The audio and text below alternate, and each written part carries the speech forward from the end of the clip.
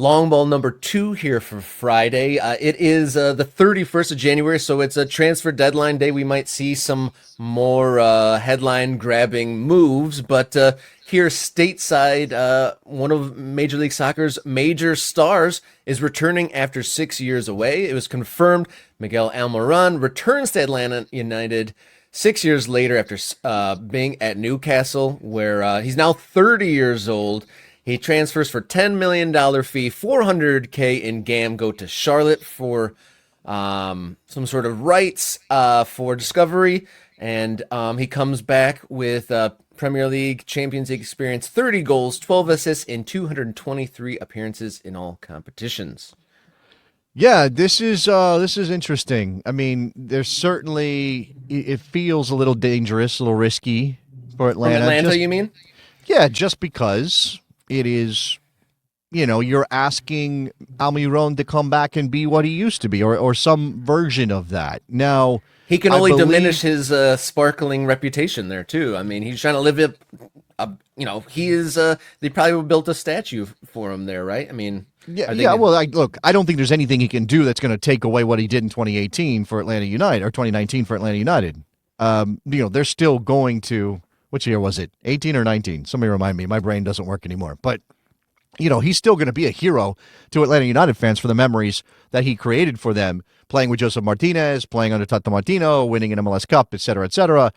But they're spending money. This is $10 million going out the door on Miguel Almiron. Now, again, I will always come back to this. If you're an Atlanta United fan, you are in the best possible hands when it comes to the building of your roster.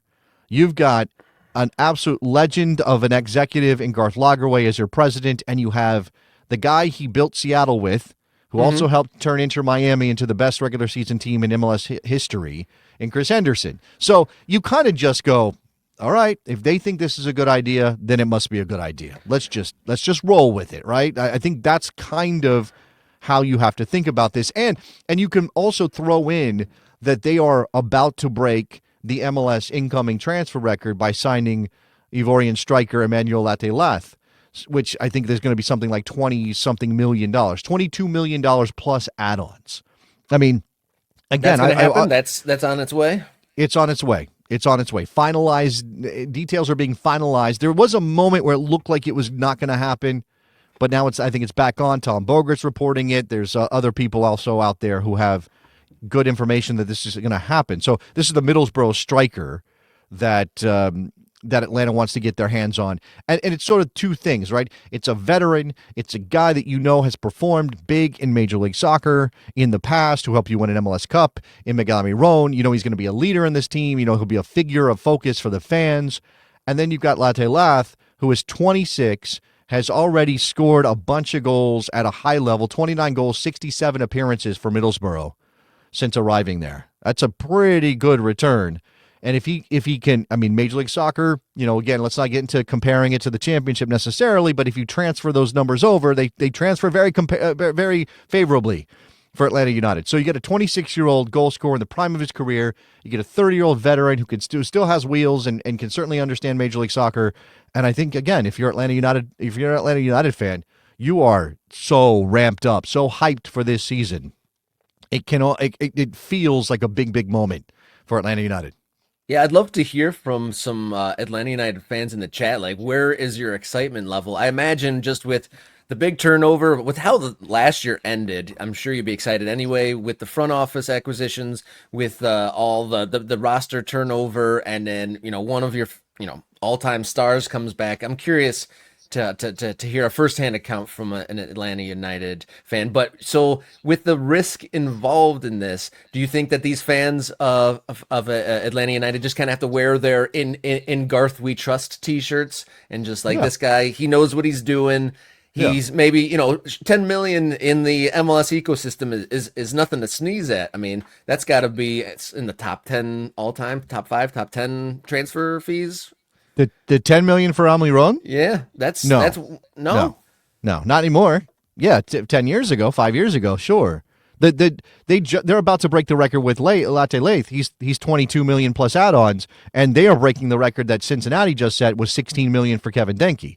So we're climbing very rapidly up this thing. And again, I know we're impatient people as Americans and as soccer fans and as fans of these clubs. We're impatient people. We want these teams to go faster. We want the league to go faster. Take off the handcuffs and let these teams go spend the way they want to spend and let them be aggressive and all those things. And would Atlanta be doing more if there were no handcuffs at all from Major League Soccer? Maybe, but they're still laying down $30+ million on a couple of players to try to win right now in Atlanta. There's no stronger statement of ambition than that has ever been made in MLS. I mean, maybe you could argue about Toronto and the way that they've spent in the past.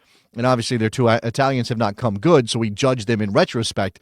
But this is still incredibly aggressive from Atlanta. And if you got in your American soccer time machine and you went back 10 years, 15 years, you told somebody, an MLS fan, hey, we're going to have players being bought by MLS teams for over $20 million. They'd go, nah, you're crazy. The league will never allow that to happen. That's never going to be a thing. That's not how MLS wants to grow. Even if they want it, they would be doubtful that the league would have the true ambition to be that kind of league.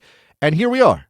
Again, not everything's perfect, but it's such a step forward that it seems worth noting.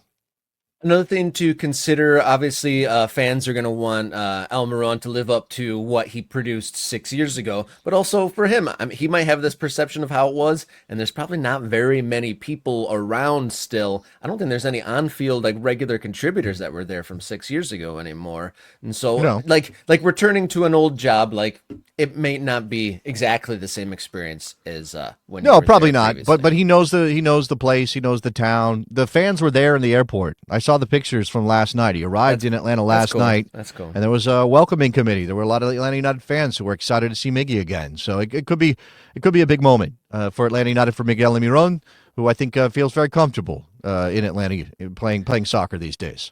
And Garth, they trust down there in